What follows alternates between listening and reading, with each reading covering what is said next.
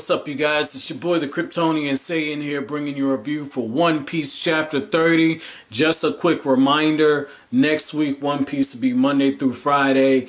I am pre-recording videos now, so let me know in the comment section below if there's going to be some pronunciation issues, so I can go ahead and nip those in the bud. I'll be recording today and tomorrow. I'm trying to do some extra goodies for the chapter, man, because you guys have been awesome. But getting right into this, just one more quick side note. I was reading like Oda's notes before the chapter, and it's really good that this was placed in before this chapter, because Oda says the reason why Luffy is so calm is because he's so stupid.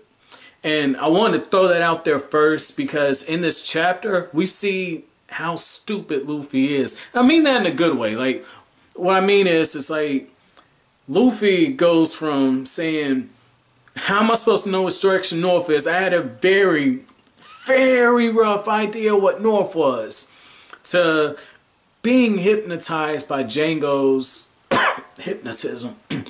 Excuse me, guys. Jango's hypnotism. Now, this is the interesting thing about this whole chapter, right? I don't want to focus on the fights. The fights were, nice. Like the Gum Gatling Gun was nice. But what I want to focus on is Jango's magic, okay? Or his hypnotism. Because I was reading it, and Zoro's reaction of, like, how can they get so strong? I think it's something simple. And I'm not sure, I'm sure you guys have kind of put that connection through. But at the same time, I'm not sure if some of the younger viewers have made this connection. But here's the thing. Like, I don't think that there's any type of special whatever in the hypnotism. What you have to understand, mind and body is key, right? Like, before I broke my leg in the spring, I was real active on working out. And for me, like, my leg is a huge, like, my legs are a huge sense of pride for me, because that's where I can pack on the most muscle, because genetically I have big legs, right? So I train my legs very heavily. And one of the problems I'm having now and getting back in the gym is trusting my leg to be able to do some of those same exercises again, and just getting over that hump, that mental hump. And what Jango did was, his men were exhausted and they were overpowered, and he tells them with the hypnotism, you're no longer tired, your wounds are healing, and you're going to get stronger. And the reason why I thought that that was very interesting is, I remember the first time I trained with college football players, right? I was taking some weightlifting classes during the summer, and this dude, Trent Gunnels, used to be running back down in Houston, right? I believe it was Houston. No, it was Baylor.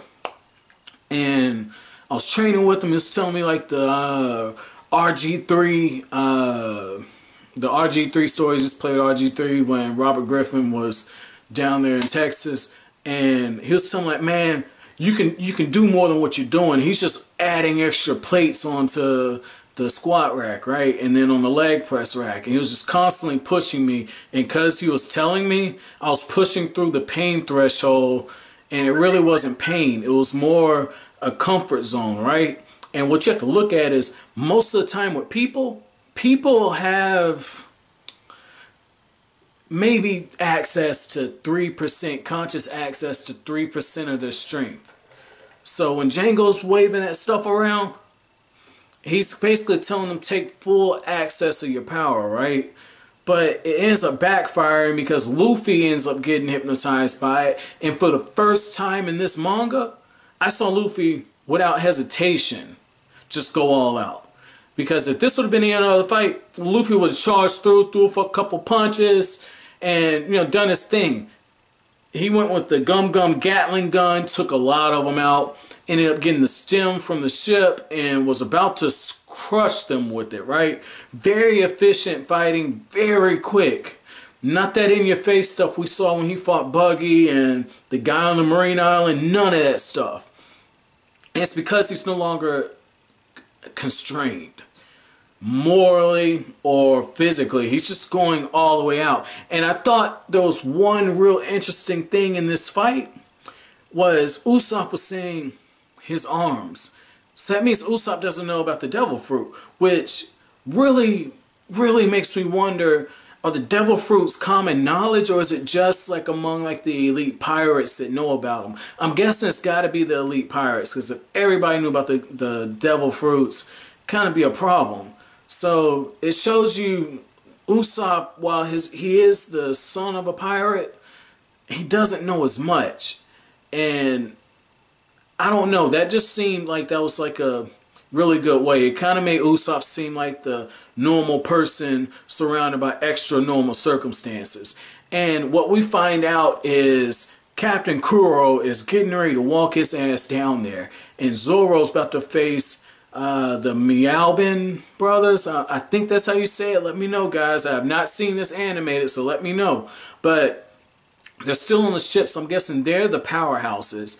And right now, Luffy is knocked unconscious because, you know, Jango uses the hypnotism to knock him unconscious, make him go to sleep. And he's buried under the stem of the ship. So now we're going to see Zoro get into it. But that means Kuro is making his way down here too. And the reason why Kuro is coming down there, and it's something that Jango was freaking out about, is Kuro saying they're late. So I'm guessing they're supposed to storm the castle or storm the mansion that Kaya's in. And I thought that was interesting that he himself, even after killing a servant, can't bring himself to kill Kaya. And I'm wondering if that's because if there isn't a part of him that during those 3 years didn't have some type of connection to her. Because I've been around people I can't stand, especially at working, right? I worked the same job for 7 years, right? 7 going on 8 years. And one of the things with me, I have people that I can't stand, right? But I feel something for them. And I think that's why he wanted Jango to, you know, kind of take her out. But he's going down there to the beach. So now it's looking like Zoro is going to have 3 people to fight. This is going to be interesting. Like, for me, this is my chapter question. I know it's dragged on a little long. I'm really excited after reading this chapter, though. But I'm wondering, when Kuro gets down there, who's going to fight him?